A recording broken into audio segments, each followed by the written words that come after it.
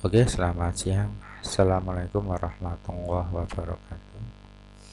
Kita lanjutkan materi K3 kita, pertemuan yang kedua, bangunan dan sarana laboratorium.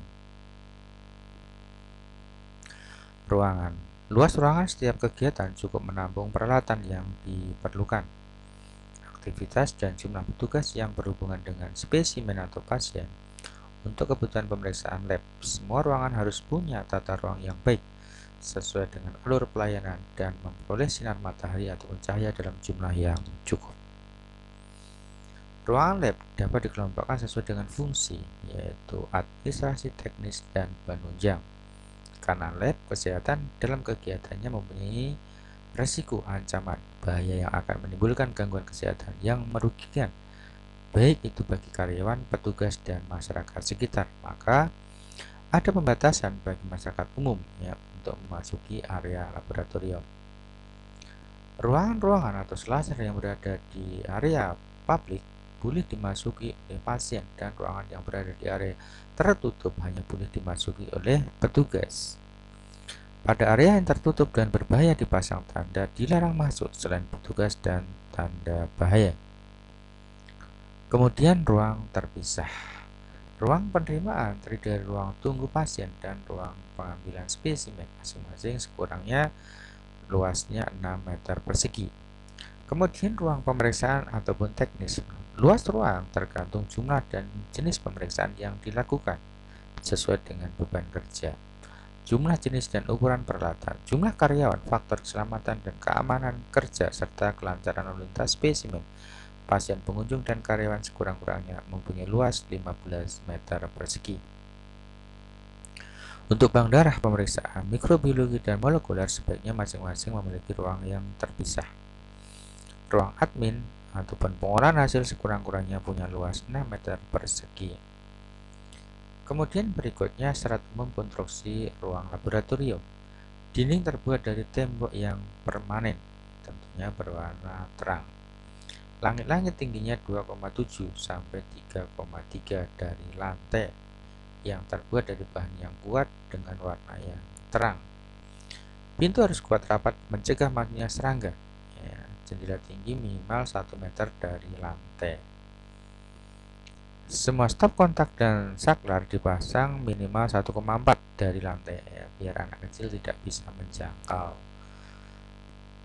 Lantai terbuat dari bahan yang kuat, mudah dibersihkan, berwarna terang, dan tahap terhadap kerusakan oleh bahan dan tahan ya terhadap kerusakan oleh bahan kimia kedap air.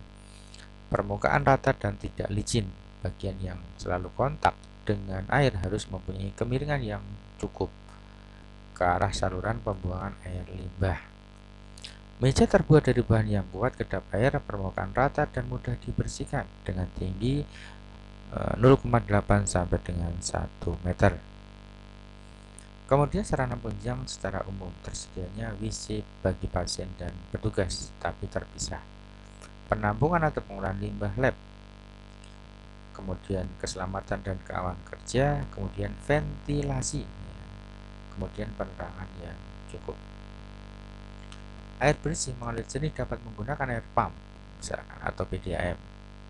Listrik harus punya aliran tersendiri dengan tegangan yang stabil. Kemudian tersedia ruang makan yang terpisah ya, dari ataupun ruang pemeriksaan lab. Kemudian persyaratan kamar mandi ataupun WC harus selalu terpelihara dan dalam keadaan yang bersih. Lantai terbuat dari bahan yang kuat, kedap air tidak licin, berwarna terang dan mudah dibersihkan tentunya. Pembuangan air limbah dilengkapi dengan penahan bau ya. Kemudian letak kamar mandi ataupun WC tidak berhubungan langsung dengan dapur, kamar operasi, dan ruang khusus yang lainnya. Lubang ventilasi harus berhubungan langsung dengan udara luar. Kamar mandi atau WC pria dan wanita tentu harus dipisah. Kamar mandi dan WC karyawan harus terpisah dengan kamar mandi pasien. Kamar mandi atau WC pasien harus terletak di tempat yang mudah terjangkau dan ada petunjuk arah. harus dilengkapi dengan slogan atau peringatan untuk memelihara kebersihan. Tidak terdapat tempat penampungan atau genangan air yang dapat menjadi tempat perindukan nyamuk. Hal umum yang harus diperhatikan dalam menata ruang yaitu lantai harus mudah dibersihkan. Pintu ruangan minimal harus ada 2 dan daun pintu harus membuka keluar, ya, bukan ke dalam. Jadi nanti kalau keadaan darurat dengan mudah membuka pintu. Ruang lab pemeriksaan harus terpisah dengan ruang admin. Tersedia alat pemadam api ringan di setiap ruangan. Biasanya ditaruh di depan pintu, menggantung. Ada tanda atau poster K3. Di luar gedung dapat ditanami pohon. Koridor dan gang harus bebas dari halangan. Udara dalam ruangan harus dibuat mengalir. Harus tersedia bak cuci tangan. Ya. Tidak boleh ada binatang piaraan. Kemudian penerangan juga harus cukup. Kemudian sarana K3 dan bahaya yang dapat dicegah. Jas laboratorium. Maka di sana kontaminasi bahan infeksius atau bahan berbahaya dan percikan. Masker untuk mencegah aerosol, sarung tangan terkait dengan kontaminasi bahan infeksius, bahan berbahaya. Kemudian alat bantu pipet, ya, tertelannya mikroorganisme patogen, inhalasi aerosol, kontaminasi pada ujung tempat menghisap. Botol dengan tutup berulir, aerosol tetesan bahan infeksius dan berbahaya, kontaminasi bahan berbahaya.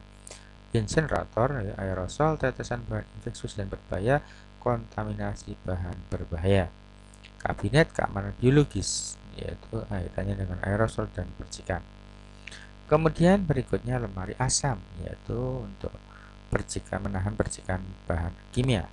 Kemudian shower atau pancuran air, ini kalau menangani percikan bahan kimia. Autoclave, yaitu kontaminasi mikroorganisme pada alat, ya, untuk steril. Pemadam kebakaran ataupun apalah. Kemudian peralatan P3K. Kemudian berikutnya dasar pemilihan peralatan lab. Di antaranya yang pertama kebutuhan. Jadi alat yang dipilih harus mempunyai spesifikasi yang sesuai dengan kebutuhan setempat yang meliputi jenis pemeriksaan, kemudian jenis spesimen dan volume spesimen dan jumlah pemeriksaan.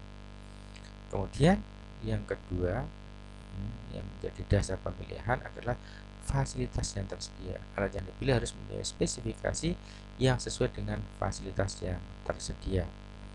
Kemudian tenaga yang ada perlu dipertimbangkan tersedia tenaga dengan kualifikasi tertentu yang dapat mengoperasikan alat yang telah atau akan dibeli. Kemudian reagen yang dibutuhkan perlu dipertimbangkan tersedianya reagen di pasaran. Ini penting ya, jangan sampai nanti punya alat reagennya nggak ada sehingga tidak bisa digunakan. Kemudian sistem alat, yaitu alat tersebut mudah dioperasikan.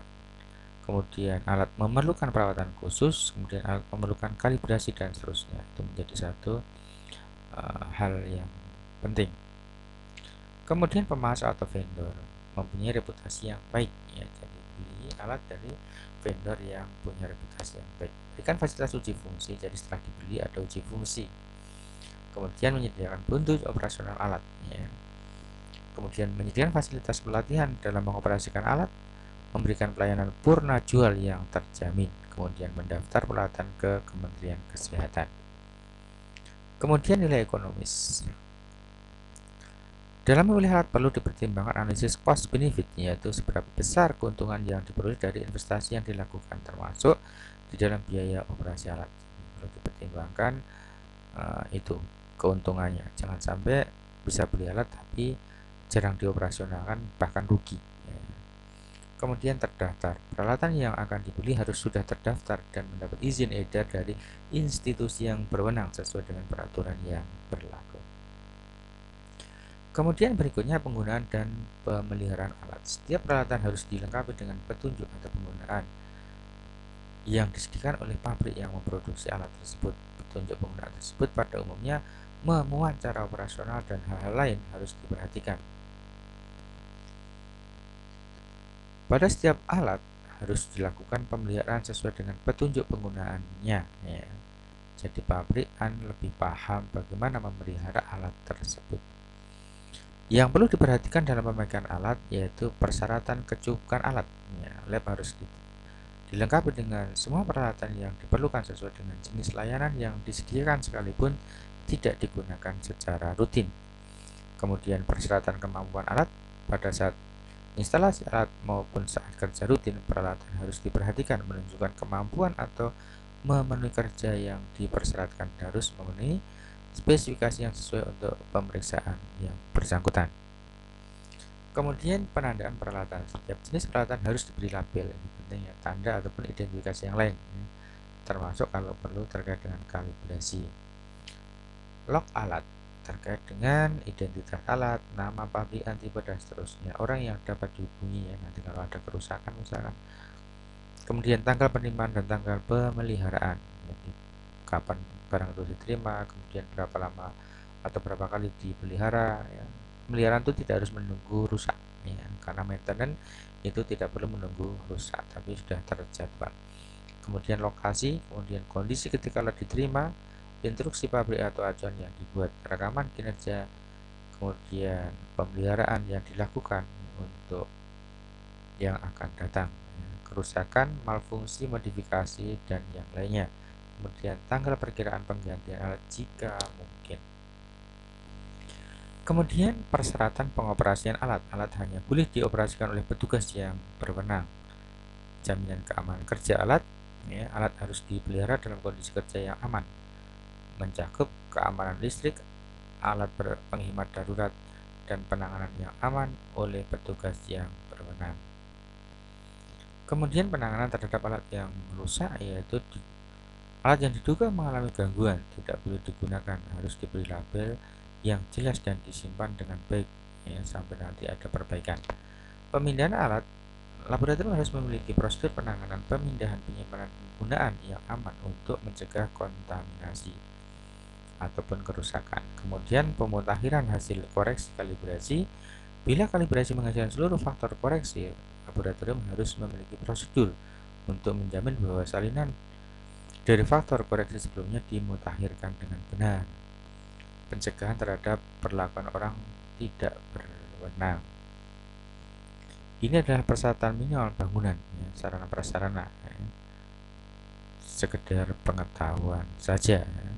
Ini adalah minimal. Kalau lebih dari ini berarti lebih bagus. Misalkan gedung untuk alat kan ada pratama, madya, dan utama.